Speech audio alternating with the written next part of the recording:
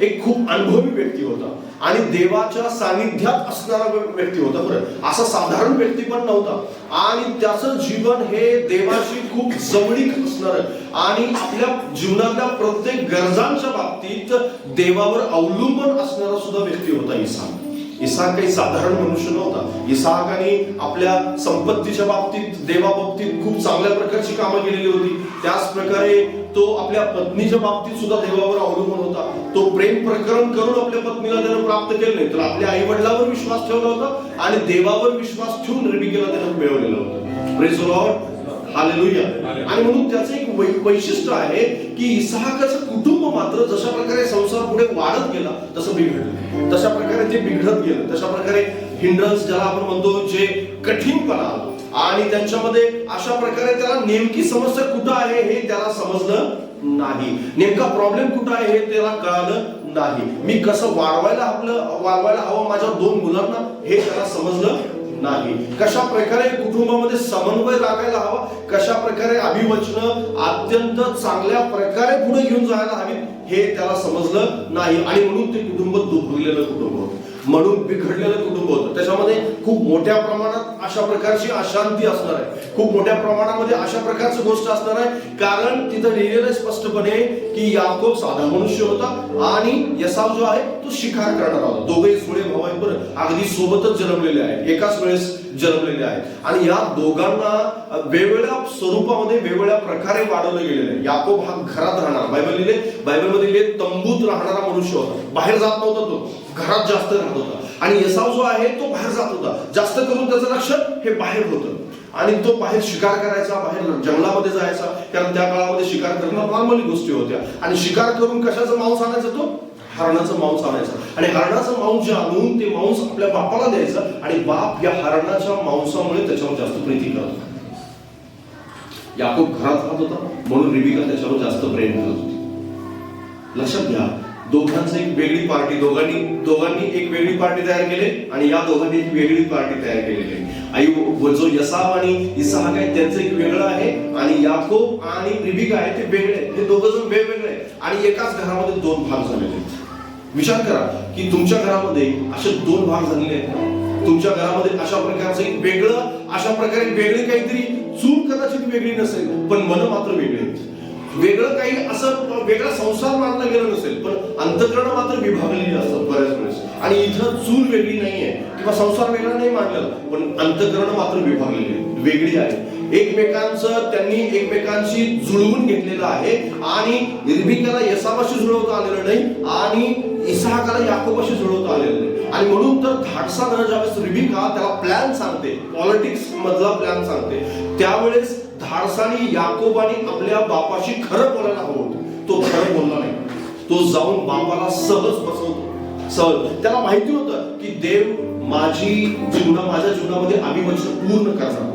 त्याला माहिती होतं, कारण देवावर त्याला पण जसं इसाक अब्रामाची अभिवचनं घेऊन आलेला होता, तसं इसाकाने आपली अभिवचनं याकोबाच्या मनात सुद्धा टाकलेली होती. कारण याकोब प्रार्थना करत होता. बरं, कारण बायबल आपल्याला स्पष्ट सांगतं, ज्यावेळेस तो लाबानाच्या घरी निघाला होता ना, तुम्ही वाचा क्लिअर, तुम्हाला समजेल.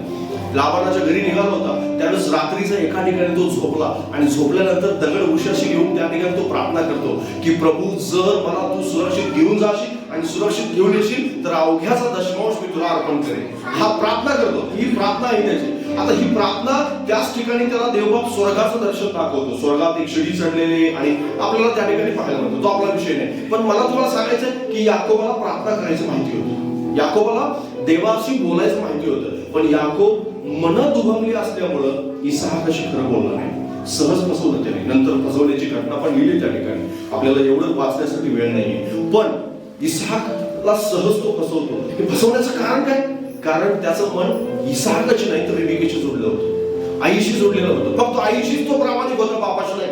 आणि तिथं लिहिलेलं स्पष्टपणे, सहज रीतीनं इसाकाला त्याने फसवलं. ज्यावेळेस इसाक त्याला विचारतो, तू माझा मुलगा यसावच आहेस का? हो म्हणतो, मी यसावच आहे. तो सहज फसवतो. लक्षात घ्या, जर मन दुभंगलेली असतील ना तर घरात फसवणूक होते बरं अशा प्रकारची. आणि आणि म्हणून घर जे आहे ते एक संघ असलं पाहिजे, मन एकमेकांची जुळलेली असली पाहिजे. भले तुमचे गैरसमज असू शकतात, सगळेजण एका फॅमिलीमध्ये समजा 4 जण आहेत तर 4 जणांची विचार वेगळे असू शकतात. जर पती पत्नींचे वेगळे विचार आहेत तर 2 भावांचे सुद्धा विचार वेगळे असू शकतात. ते विचार फक्त बायको आल्यानंतरच वेगळे होतात असं नाही. लग्न होण्याच्या अगोदर सुद्धा 2 भावांचे विचार वेगळे असू शकतात. माझ्या घरामध्ये 2 मुलं आहेत तर माझा एक मुलग्याची उंची कमी आहे, एका मुलाची उंची जास्त आहे.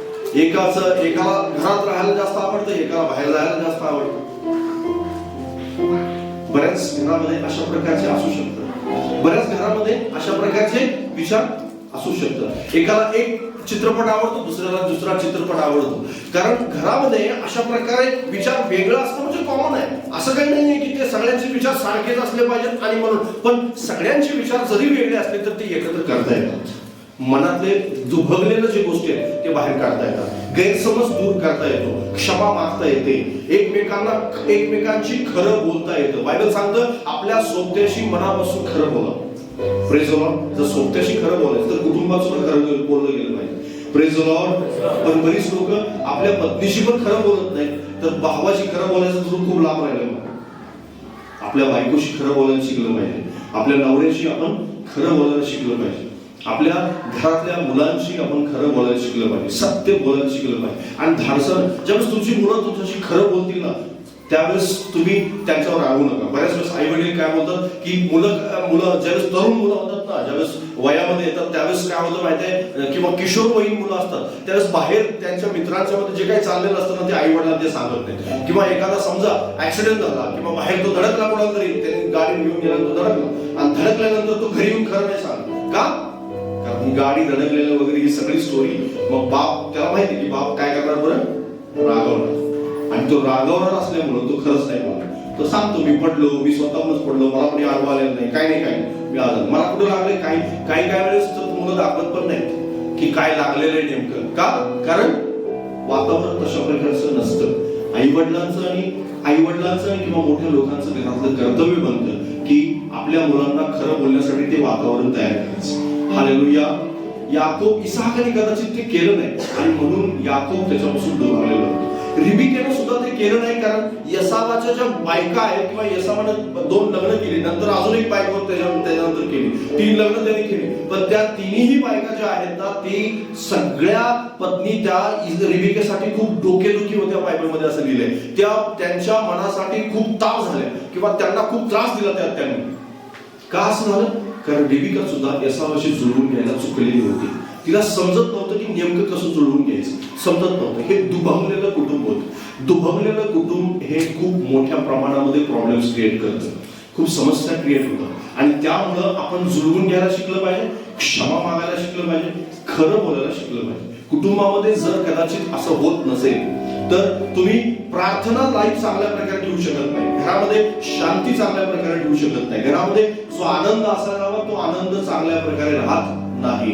बऱ्याच वेळेस तशा प्रकारच्या गोष्टी आपण वातावरण तयार करत नाही. हे दोघं जे आहेत, हे जे कुटुंब आहे ते कुटुंब विखरलेलं कुटुंब होतं. आणि म्हणून आवडते नावडते जे आहे ना ह्या गोष्टी बंद झाल्या पाहिजे. बऱ्याच वेळेस आवडतं नावडतं असतं, आपण पुढे येणार आहोत की आवडतं नावडत्यामुळे किती मोठे प्रॉब्लेम्स होतात. बऱ्याच वेळेस आवडत्या नावडत्यामुळे इतके मोठ्या समस्या निर्माण होऊ शकतात की एखादा व्यक्ती जो आहे तो आपल्या कुटुंबापासून कायमचा किंवा खूप वर्षांसाठी दूर होतो. जसा याकोब दूर झाला.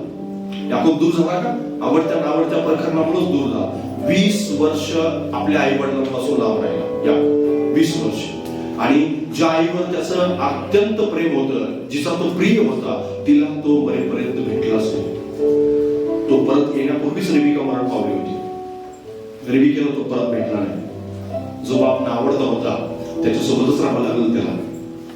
Praise the Lord. Hallelujah. Hallelujah. लक्षात घ्या, बऱ्याच वेळेस आपण अशा प्रकारच्या जे अंतकरण आहेत, कठीण अंतकरण, कुटुंबामध्ये जर कठीण अंतकरण ठेवून तुम्ही चालत असाल तर तुमचं कुटुंब एकतर बिघडलं तर असेलच, पण देवाला जे गौरव द्यायचा आहे. कारण बायबल आपल्याला स्पष्ट सांगतं की जशी आपणावर तशी आपल्या शेजाऱ्यावर प्रीती कर. पहिली आज्ञा काय आहे? तू आपला देव परमेश्वर याच्यावर पूर्ण अंतकरणाने, पूर्ण मनाने, पूर्ण शक्तीने काय कर? प्रीती कर. आणि जशी आपणावर तशी आपल्या शेजाऱ्यावर प्रीती कर. जो देव दिसत नाही त्याच्यावर तुम्ही प्रेम करायला निघाले, जे घरातले दिसत आहेत लोक त्यांच्यावरती प्रेम करणार. कारण घरातले लोक आपल्याला दिसतात, डोळ्यात दिसतात, रोज दिसतात आपल्याला डोळ्यात. जो दिसतच नाही त्याच्यावर प्रेम करण्या अगोदर आपण आपल्या घरातल्या लोकांच्यावरती, कुटुंबातल्या माणसावर प्रेम करायला शिकलं पाहिजे. तरच तुम्ही न दिसणाऱ्या देवावर प्रेम करू शकाल. दिसतो का देव? देव कुणालाच नाही दिसत. तुम्हाला नाही दिसत, मलाही नाही दिसलेलं. पण तरी पण आपण म्हणतो की माझं त्याच्यावर प्रेम आहे. आणि जर त्याच्यावर प्रेम आहे तर घरातल्या दिसलेल्या माणसावर अगोदर आपण प्रेम केलं पाहिजे. Hallelujah, praise the Lord. बऱ्याच वेळेस आपण ते करत नाही. आपण त्या गोष्टीच्या बाबतीत कमी पडतो. आपल्याला आवडतं कारण सगळ्याच गोष्टी घरामध्ये तुम्हाला आवडत्या होतील असं नाही. खूप वेळेस तुमच्या मनासारखं होणार नाही, खूप वेळेस होणार नाही. कारण प्रत्येकाला वेगळं काहीतरी आवडतं. 4 जर लोक घरात आहेत तर चौघांना 4 वेगवेगळ्या प्रकारची भाजी आवडू शकते. Praise the Lord, hallelujah. मला जे शर्ट घालायला आवडतो तो माझ्या लेकरांना आवडेलच असं नाही. लक्षात घ्या, माझी जुनी फॅशन आहे, त्यांची नवीन फॅशन आहे. Praise the Lord.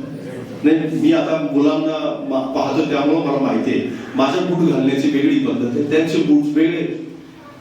मी कधी कधी म्हणतो माझ्या कपाटातला कोणताही शर्ट तुम्ही घालू शकताय, पण ते म्हणतात नाही हे सगळे ओल्ड फॅशन आहे. माझ्याकडे भरपूर शर्ट आहे तर मी त्याला म्हणतो घाला यातला कुठला तरी, जा नवीन काहीतरी घालून जा. माझे शर्ट त्यांना बसतात ना, तर ते नाही घालत. का नाही घालत? कारण त्यांची चॉईस वेगळ्या प्रकारची आणि त्यामुळे ते घालणार नाहीये. म्हणजे वेगवेगळ्या प्रकारे त्यांची चॉईस असू शकते.